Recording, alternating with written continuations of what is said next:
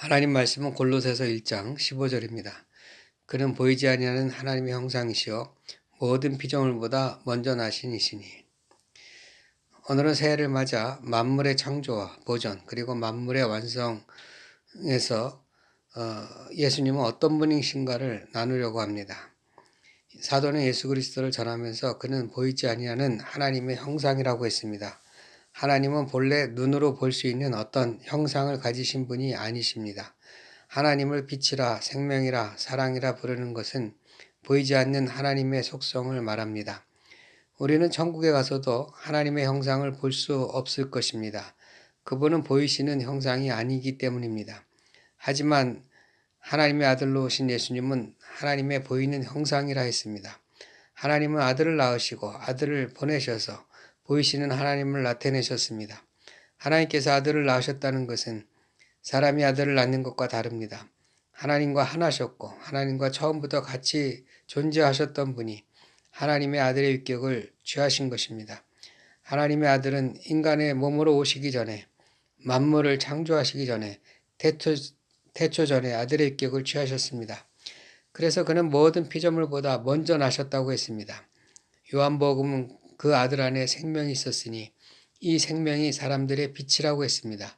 아들 하나님은 본래 참 생명 그 자체이시고 참 생명의 근본으로 또 다른 생명들을 창조하시는 분이십니다.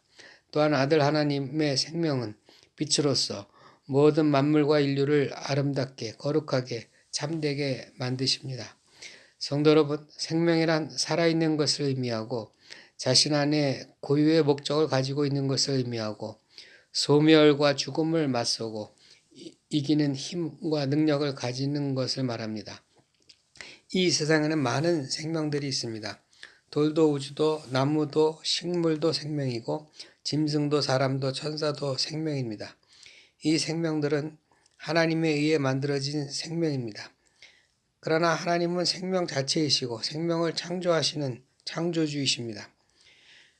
예수님은 생명이며 동시에 빛이십니다. 빛이란 어둠을 물리치시고 어둠을 이기고 어둠을 없애는 것을 빛이라고 말합니다. 빛이란 생명의 실상을 드러내고 어둠의 실상을 드러냅니다. 빛 안에서 숨겨지는 것은 아무것도 없습니다. 빛은 영적인 어둠과 세상의 어둠도 밝히지만 생명의 실체이신 하나님의 영광된 비밀을 밝히 알려줍니다. 예수님은 참 생명으로 오셨고 동시에 참 생명을 알려주고 증거하러 빛으로 오셨습니다. 골로새서는 이러한 생명과 빛에 대해서 더 구체적으로 말씀했습니다. 골로새서 1장 16절에 이렇게 말했습니다. 만물이 그에게서 창조되되 하늘과 땅에서 보이는 것들과 보이지 않는 것들이 창조되었다고 했습니다. 여러분, 하늘이란 이 세상을 말하는 것이 아니라 천상의 세계, 하늘의 세계를 말하는 것입니다. 하늘에는 하나님의 아들과 천사들과 구원받은 이들이 거하는 눈에 보여지는 하늘의 세계가 존재합니다. 그런데 하늘의 세계, 천상의 세계는 하늘에만 존재하는 것이 아닙니다. 이 세상 안에도 존재합니다. 이 땅에 있는 하늘의 세계는 주님의 교회를 말합니다. 교회는 이 땅에 나타난 보이지 않는 하나님의 통치가 임하는 곳입니다. 교회는 그리스도의 몸으로 이 세상에 존재하는 하늘의 형상을 가진 성도들 공동체입니다. 교회는 눈에 보이지 않는 하나님의 하늘의 영역에 속한 곳입니다. 하늘의 통치를 직접 받는 곳입니다. 땅이란 이 세상에 보이는 모든 만물과 피조물들을 가리킵니다.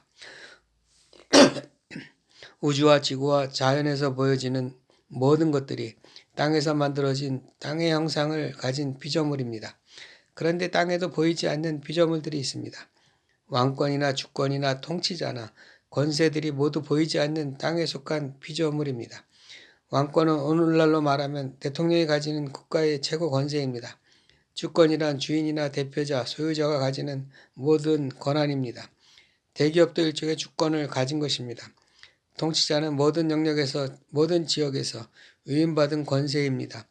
권세들은 어떤 권한을 가지는 것을 말합니다. 아버지나 어머니도 부모로서의 권세를 가집니다. 왕권이나 주권이나 통치자들이나 권세들은 하나가 아니고 모두 여럿이고 모두 보이지 않는 어떤 권한과 권위를 가졌습니다. 예수님은 이런 보이지 않는 땅의 통치 권세들을 어느 정도 허용하셨고 만드셨습니다. 이것은 주 예수를 위하여 곧 하나님을 위하여 창조된 것이라 했습니다. 이 땅의 모든 권세와 권력들은 질서와 평화와 안녕과 복지와 연대를 위해 만들어졌습니다. 골로새서는 예수님이 만물보다 먼저 계시고 만물이 그 안에 함께 섰다고 했습니다. 예수님은 만물의 창조주이시면서 동시에 만물의 유지자, 보존자, 완성자라고 하시는 것입니다. 만물은 거대한 생명체입니다. 만물을 유지하고 완성하는 데 있어서 보이지 않는 땅에 속한 통치와 권력과 권세들도 사용됩니다. 모든 통치와 권세와 권력은 만물의 유지와 완성을 위한 것이지 자신들의 욕망과 권력을 위해 존재하는 것이 아닙니다. 모든 만물을 진정으로 완전하게 하고 완성하게 하시는 분은 오직 아들 하나님이신 예수님이십니다. 예수님은 교회의 머리로서 만물을 완성하시는 분이십니다. 예수님은 하나님의 아들로서 성육신하사 인간의 몸으로 오셨습니다. 이 땅에 오신 예수님은 십자가의 죽음과 부활, 성령을 통해서 교회의 머리가 되셨습니다. 교회의 머리가 되셨다 함은 모든 성도의 머리요, 모든 성도의 통치자가 되신 것을 말합니다. 성도는 자발적으로 자원하여 주님의 지체가 된 사람들입니다. 주님은 이들을 직접 다스려 주십니다. 지체는 머리로부터 모든 보호를 받고 움직이며 머리의 명을 따릅니다. 성도 여러분, 교회는 예수 그리스도의 생명을 드러내고 표현하고 예수 그리스도의 생명을 강물같이 흐르게 하여 모든 만물을 충만하게 하는 이 세상의 생명수의 근원입니다. 골로새서 1장 18절에서 예수는 교회의 머리라. 그가 근본이시여 죽은 자들 가운데서 먼저 나신 이니 이는 친히 만물의 으뜸이 되려 하심이라 했습니다. 아버지께서는 모든 충만으로 예수 안에 거하게 하신다고 했습니다. 성도 여러분, 예수님은 참 생명이시며 동시에 다른 모든 생명들을 지으신 분이십니다. 그러나 그분은 인류의 죄를 짊어지고 죽음을 경험했습니다. 하나님의 아들이 죽는다고 하는 것은 상상할 수 없는 일입니다. 하나님이여 생명의 창조자이신 하나님이 죽음을 경험한다는 것은 있을 수 없는 일입니다. 그러나 하나님의 아들이신 예수님은 자신의 생명을 내어주심으로 대속의 죽음으로 죽으셨습니다. 십자가상에서 예수님은 나의 하나님 어찌하여 나를 버리시나이까 하시고 숨을 거두셨습니다. 여러분, 인간의 죽음이란 영혼이 몸과 분리되는 것을 말합니다. 영과 혼과 몸이 하나로 존재하여야만 산 사람이 됩니다. 영혼이 떠난 몸은 죽은 사람입니다. 죽음에 대해 사람들이 많은 상상을 합니다. 죽음이란 무엇일까 궁금해합니다.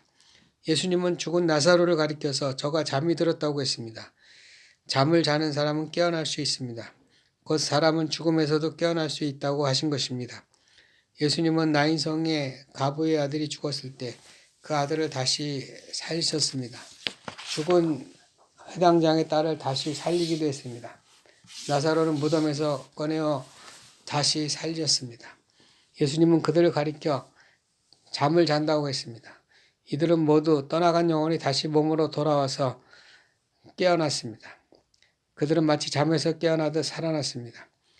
그러나 예수님의 부활은 이와 다릅니다. 영혼이 다시 돌아오셨지만 전과는 다른 새 몸을 입으셨습니다. 그리고 새 몸을 입고 살아계신 모습으로 하늘로 올라가셨습니다. 예수님이 살리신 이들은 모두 다시 죽었고 그 몸은 다시 사라졌습니다. 오늘날 성도가 믿는 영생은 예수님처럼 새 몸을 입는 것입니다. 다시는 죽음이 없는 새 몸을 입는 것입니다. 사도는 그는 몸인 교회의 머리라. 그가 근본이시여 죽은 자들 가운데서 먼저 나시니 친히 만물의 으뜸이 되려 하심이라 했습니다. 예수님은 죽은 자들 가운데서 제일 먼저 나신 자라 했습니다. 죽은 자가 다시 살아나려면 예수께서 죽은 자를 다시 살리시듯이 죽은 자를 다시 살리시는 분이 계셔야만 합니다. 죽은 자는 스스로 다시 살아날 수 없습니다. 그렇다면 죽음이란 처음부터 존재할 수 없습니다. 죽은 자는 스스로 살아나지 못합니다. 아들이신 예수님을 다시 살리신 분은 오직 아버지 되시는 하나님이십니다.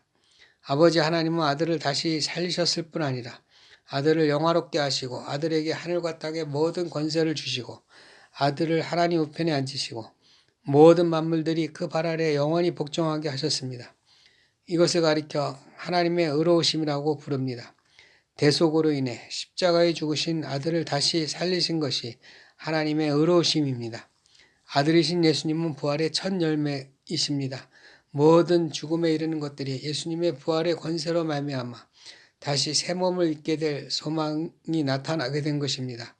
인류만 아니라 모든 다른 만물과 피조물들의 새 생명의 역사가 나타날 것입니다.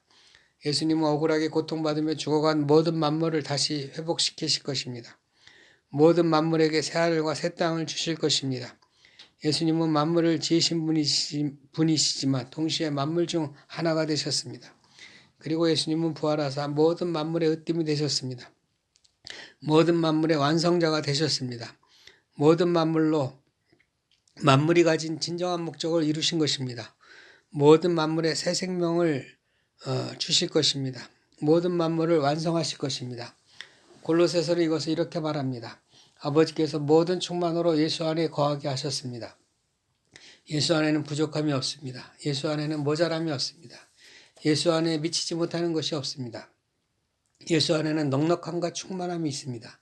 성도 여러분, 예수님은 그의 십자가의 피로 모든 만물에게 평화와 용서와 사랑과 은혜와 생명을 넉넉히 주셨습니다. 이제 만물은 저주 아래 있지 않고 파멸과 죽음 아래 있지 않고 하나님의 생명과 빛 아래 있습니다. 하나님의 영광을 기뻐하고 찬송하는 복된 생명이 된 것입니다. 모든 피조물의 맨 위에는 인류가 있습니다. 하나님을 떠난 인류는 예수 그리스도로 말미암아 하나님과 화해하고 그래서 거룩하고 흠없는 책망할 것이 없는 자, 곧 충만한 자로 먼저 세워지는 것입니다. 먼저 복음을 받은 자들은 복음이신 예수님을 믿고 그 터 위에 굳게 서야 합니다. 그래서 충만함을 얻어야 하는 것입니다. 신년 새해입니다. 주 예수님은 만물의 창조자요, 유지자요, 완성자이십니다. 주님의 십자가와 부활과 성령을 우리에게 부어주심이 그 증거인 것입니다. 주님의 충만함을 입어 모든 일에 부족함이 없이 넉넉히 이기는 성도들이 되시기를 주의 이름으로 축원합니다. 아멘.